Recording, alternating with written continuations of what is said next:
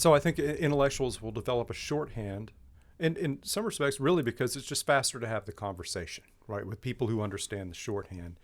But then there's also, in the people who are more tribally minded, the verbiage is more signaling.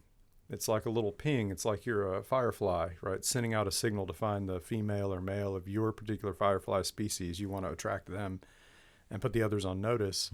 And so I think that's where it begins to break down. In fact, I talk about in the book another organization that does some focus group work called Heart and Mind. I interviewed a couple of their researchers, and they bring together people, a diverse array, truly diverse, not just Harvard, poster diverse, but actual diversity of class and experience.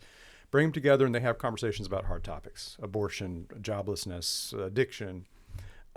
And what they're really trying to do is understand, how do people learn one another's language so that they can talk to each other.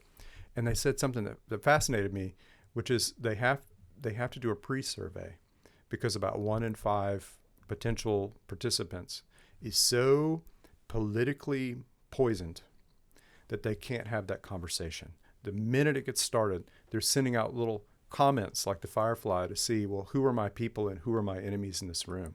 So they do a pre-survey now. They've learned how to screen them out, and they don't let them in the room. Yeah. And then regular people can have a conversation. They don't agree, but they can at least hear each other, understand the language that the other is using. And that's all we're really asking for. Because we can understand each other. If I can agree, okay, you're not a bad person. I don't want what you want. I'm going to vote against you, but you're not bad. We're not going to kill each other, right? We're going to maybe even like each other. Yeah. Right. And that's what's being taken from us. You use examples, and I want to get into these words: Republican, Democrat, liberal, conservative, which we use interchangeably, but perhaps we shouldn't. But you use one example you use is the partisan nature of George W. Bush's war on terror, Mm-hmm. and I remember the anti-war movement back then. I sometimes wonder where it is today, but Republicans to a person would call you unpatriotic, un-American if you didn't support the president's war. Yep. And then flip the script when Obama started droning everybody. Mm-hmm.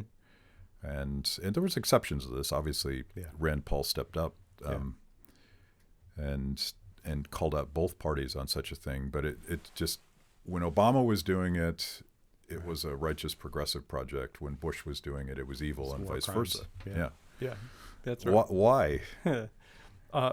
So when I talk about the political class some in the book, and what I'm getting at is first of all, I try to be clear. There's nothing wrong with the ideology as long as the content of the ideology is not evil, right? Mm-hmm. So if your ideology is that the rest of the world must live the way you want, well, that's evil. Yeah. Right.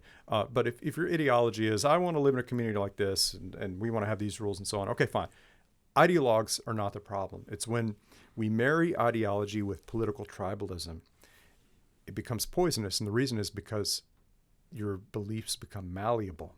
Not just the facts, right, that you believe, but what you believe is right or wrong. And so we saw that where, when George W. Bush is in office, Nancy Pelosi is a staunch opponent, right, of the federal government spying on everyone, spying on journalists and everyone else. But then the moment her guy is in office, she was the critical vote to preserve a lot of those NSA spying powers because her guy was in office.